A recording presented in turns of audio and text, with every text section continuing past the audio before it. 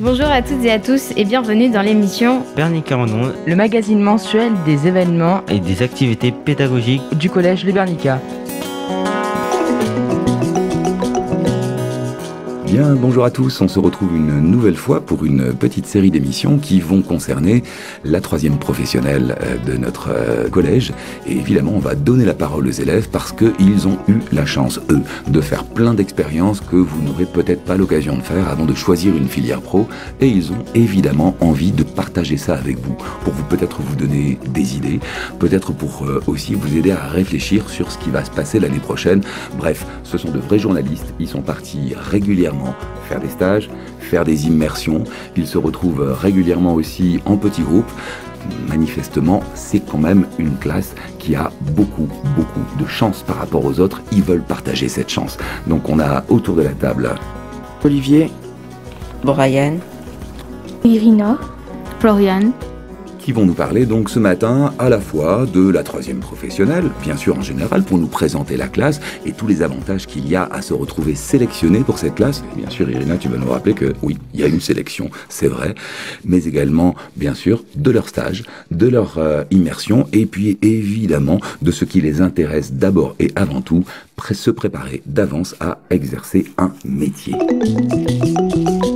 On va d'abord peut-être dans un premier temps commencer par écouter Irina, qui va nous parler peut-être de ce que c'est que la troisième pro. Alors finalement, Irina, cette troisième professionnelle, cette troisième qu'on a aussi appelée découverte des métiers, qu'est-ce qu'elle a de si différent par rapport aux autres classes de troisième ?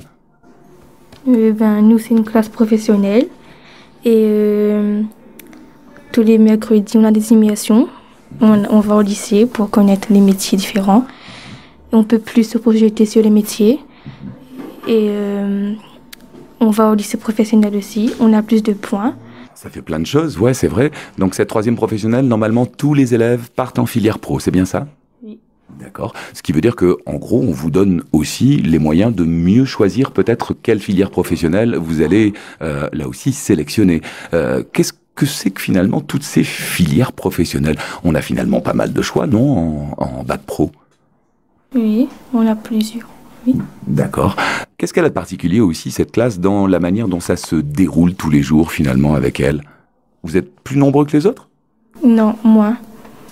On n'est qu'à 22 et les autres sont au moins à 28. Alors, quel avantage ça a de se retrouver à 22, finalement ? On peut plus connaître les autres et plus travailler, plus interroger, plus parler de la classe. Ça veut dire que quand c'est une petite classe, on peut vraiment faire un vrai groupe. Il me semble d'ailleurs qu'en début d'année, vous avez fait un petit truc particulier pour que l'esprit du groupe puisse bien fonctionner. C'était quoi exactement ? C'était un sortie à Maïdo. On a fait une randonnée pour mieux connaître nos amis et tout. Et il y avait la CPE, les profs. Bon, ça veut dire que ça a bien marché, au moins de ce point de vue-là. Toute la classe s'est bien entendue et continue de bien s'entendre. Il y a une bonne ambiance dans la classe, c'est bien ça ? Oui. D'accord. Merci Irina donc sur cette présentation. Tu nous as aussi rapidement dit, mais j'aimerais bien que tu reviennes dessus, on a un avantage par rapport aux autres dans nos demandes de seconde professionnelle. C'est quoi cet avantage exactement ? On a plus de points. Autrement dit, vous êtes prioritaire par rapport aux autres élèves, c'est bien ça ? Oui. Oui, et évidemment, c'est énorme. Un élève qui passe par la troisième professionnelle, il passe avant tout le monde. Même si ses résultats sont pas forcément meilleurs que ceux des autres élèves, très simplement, il a la priorité. Évidemment, quand tu demandes une filière professionnelle qui est très demandée, bien sûr, c'est un énorme avantage. Au fait, je me trompe, ou le bac professionnel, en fait, on nous sélectionne. Oui. Autrement dit, en fait, quand tu vas en seconde générale, quelque part, tu as le droit d'y aller, personne va te demander si tu es meilleur ou moins bon que les autres. Par contre, en filière pro, ce sont bien les lycées professionnels qui vont sélectionner les meilleurs dossiers. Ce qui veut dire que c'est pas forcément ce que tu auras demandé que tu auras. Donc, de ce point de vue-là, on a un énorme avantage, bien sûr, par rapport à ça. On va maintenant peut-être demander à Florian, qu'est-ce que c'est que cette histoire d'immersion alors exactement ? Ça se passe comment ? C'est quand ? Et quel est le but de ces immersions ? C'est pour mieux apprendre les métiers. On peut connaître plus sur les métiers. Oui, et sur la filière que tu as demandé, c'est bien ça ? C'est-à-dire que globalement, au moins, si tu demandes une filière charpenterie ou une filière lycée agricole ou une filière encore lycée hôtelier, au moins tu sais à quoi ça ressemble. Est-ce que c'est bien ça? Oui. Et pour toi, de ton côté, Floriane, alors justement, laquelle de ces immersions, ça se déroule le mercredi, c'est bien ça? Vous passez une matinée? Oui. D'accord. Laquelle de ces immersions, toi, t'as vraiment tapé dans l'œil, comme on dit? Qu'est-ce qui t'a vraiment plu parmi toutes ces possibilités de tous les mercredis? Au lycée Jean Aiglo, Il est où ce lycée déjà? au port. Au port, d'accord. Architecture. Alors c'était quoi exactement? Raconte-nous un petit peu. On a travaillé sur un ordinateur, sur un logiciel pour construire une maison. Qu'est-ce qu'il a de particulier, ce logiciel? On peut voir comment la maison est construite autour. Quelle différence avec un dessin? Ben, il est plus difficile à faire. D'accord, parce qu'il faut que tu entres des chiffres en fait dans l'ordinateur, c'est pas toi qui dessines directement, effectivement. Bon, alors à ce moment-là, pourquoi c'est pas mieux de le faire à la main? Parce que c'est en 3D. Alors qu'est-ce que c'est exactement ça en 3D? On peut mieux voir comment la maison est construite. Parce que je crois que tu peux la faire tourner sur elle-même. C'est exactement comme dans un jeu vidéo, non? Je me trompe pas? Oui. Du coup, tu peux vraiment voir à quoi ressemble pour de vrai la maison. Est-ce que c'est bien ça? Oui. D'accord, et toi, qu'est-ce que tu as dessiné comme maison finalement? Une maison comme les autres. Comme les autres, simple, avec combien de pièces? 2 pièces. D'accord, 2 pièces seulement? Oula, c'est pas beaucoup quand même. Tu as compté la salle de bain aussi? Non.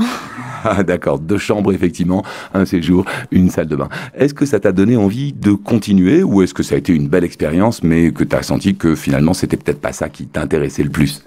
C'était une belle expérience, mais ça m'intéresse pas. D'accord, ou ça t'intéresse peut-être moins que d'autres filières. Floriane, toi de ton côté, c'est quoi la filière qui t'intéresse le plus finalement et laquelle tu vas demander en premier? Service hôtellerie. Tu sais que c'est une filière qui est très exigeante et qu'on sélectionne beaucoup. Je crois qu'il y a plusieurs centaines de demandes pour le lycée hôtelier de Plateau-Caillou. Et comme tu t'en doutes, il faut avoir peut-être le choix d'être passé par la 3e pro pour être sûr d'obtenir cette filière-là, parce qu'il n'y a qu'une 30aine de places à l'arrivée. Donc tu penses que tu as tes chances? Oui. Ça veut dire aussi qu'il faut travailler, bien sûr, j'imagine? Ouais. D'accord, merci Floriane. On va maintenant écouter Ibrahim qui lui aussi est parti, je crois, au lycée Jean Aiglo du Port. Oui. C'était par contre pour observer une autre filière. C'était quelle filière? Le charpentier bois. D'accord, c'est une filière traditionnelle, classique, c'est bien ça? Oui. Alors qu'est-ce qu'il y avait d'intéressant dans cette filière charpenterie bois qui ressemble un petit peu finalement à la filière architecture? On utilisait des outils pour couper du bois et les rassembler pour faire, par exemple, une table. D'accord. Et toi, ça t'a intéressé? Oui. Est-ce que c'était pas un peu dangereux par hasard? Oui, un peu. Tu utilisais une scie à la main comme on utilise d'habitude dans la vie de tous les jours ou tu utilisais des outils professionnels? Une scie à la main. D'accord. Qu'est-ce qui t'a paru compliqué finalement là-dedans? Il fallait calculer, non, j'imagine tout. Oui. Il fallait calculer les bords du bois et après les découper. Ça demande un peu de connaissances en mathématiques? Non, pas trop. Pas trop, en fait, il suffit de savoir à peu près calculer, évidemment, effectivement. Est-ce que tu penses, toi, que c'est une filière qui va t'intéresser pour tes choix d'orientation pour l'année prochaine? Oui, peut-être. D'accord. Quel serait ton premier choix, au fait, pour l'an prochain? Soit hôtesse de l'air ou commerce. D'accord. Je crois qu'on dit steward pour les garçons, hein? Oui. D'accord. C'est un métier que tu vas pouvoir préparer par un bac professionnel? Je sais pas. Ah, c'est peut-être une bonne question à se poser en milieu d'année, effectivement, pour cette filière hôtesse de l'air. Il y a, je crois, un petit concours, mais effectivement, avec un bac professionnel, éventuellement un BTS après. Vous vous rappelez que le BTS, c'est la filière réservée, presque pour l'essentiel, aux professionnels. Normalement, un bac plus 2, ça devrait te permettre, effectivement, de réussir ça. On va écouter maintenant Monsieur Olivier, qui, lui, va nous parler d'un des autres éléments importants pour la 3e pro. On a la chance de faire en 3e pro dans l'année non pas un stage, un seul, mais 2 stages annuels. Et toi Olivier, tu as choisi de faire un premier stage dans un secteur qui te passionne, que tu adores, le transport. Alors j'ai effectué mon stage dans un transport du poids lourd à Cambé. Et c'est un métier qu'on demande un bac pro ou un BTS et beaucoup d'expérience. Alors évidemment, tu pouvais pas conduire. Non. puisque t'as pas encore le permis, t'as encore moins le permis poids lourd, puisque je crois qu'on a besoin d'un permis poids lourd. Finalement, qu'est-ce que tu as pu observer par rapport à ça? Est-ce que tu as pu interviewer des professionnels, des routiers, comme on dit, puisque donc c'est leur métier? Qu'est-ce que tu as retiré de cette expérience-là? J'ai compris qu'il fallait beaucoup d'attention sur la route pour nous-mêmes et pour les autres personnes sur la route qui conduisent. Et qu'il fallait bien mettre sa tête en place et pas trop être fatigué pour être concentré sur la route. Qu'est-ce qui t'a attiré finalement dans ce métier de routier, qui est un métier quand même difficile, où peut-être on est amené à conduire longtemps, souvent, la nuit, etc., etc. Qu'est-ce qui, toi, te passionne là-dedans? Et comme j'aime bien les machines aussi, et comme il y a des transports, on va un peu partout sur l'île et on voit un peu le paysage. D'accord. Et finalement, donc ça serait a priori normalement ton premier choix, on va dire, d'orientation pour l'année prochaine. Ça va se passer où alors du coup, et comment ça s'appelle la filière qui va te permettre de devenir à ton tour transporteur routier? Je me trompe ou c'est au lycée de la Possession? Oui. D'accord. Transport logistique, je crois bien. Oui. Ouais, c'est bien ça. D'accord. Ça sera ton premier vœu, Olivier?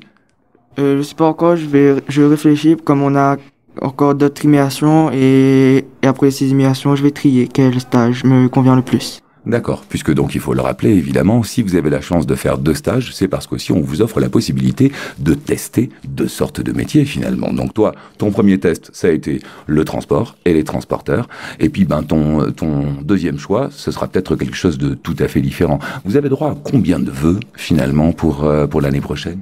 Je crois qu'on a besoin de 4 vœux.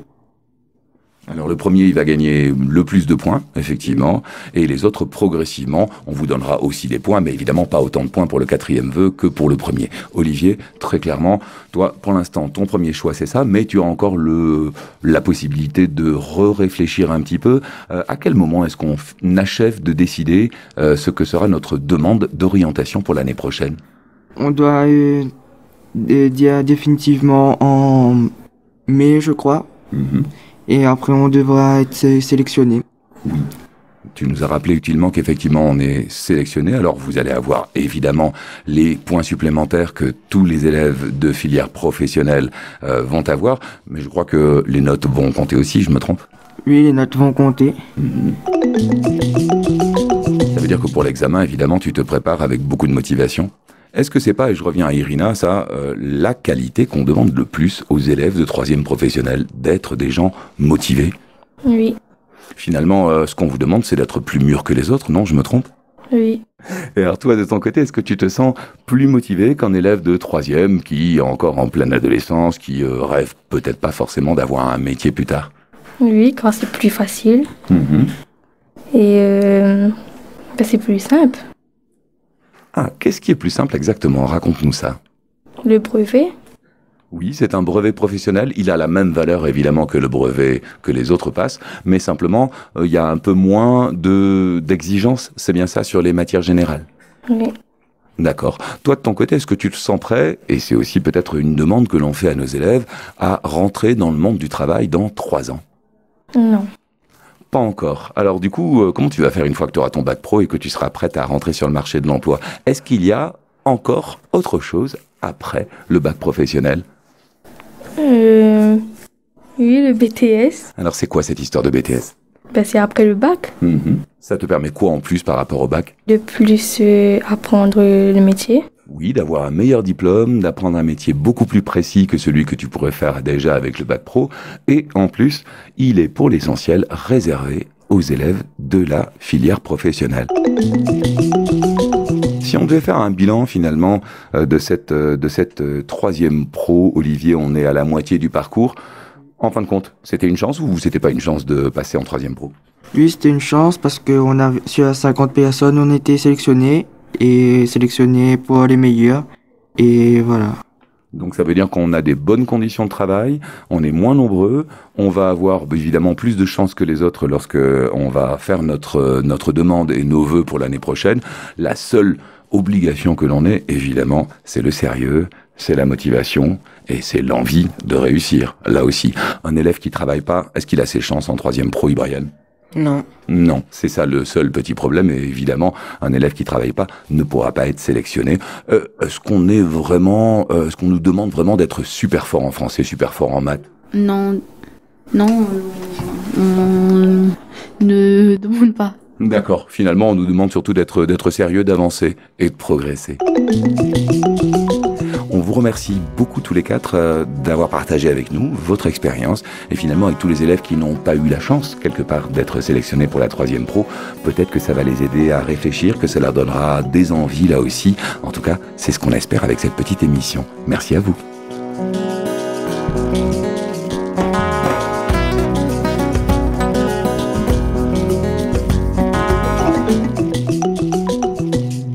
C'était Véronique Armande sur le 100.7 FM. Merci à toutes et à tous pour votre écoute. et à la prochaine.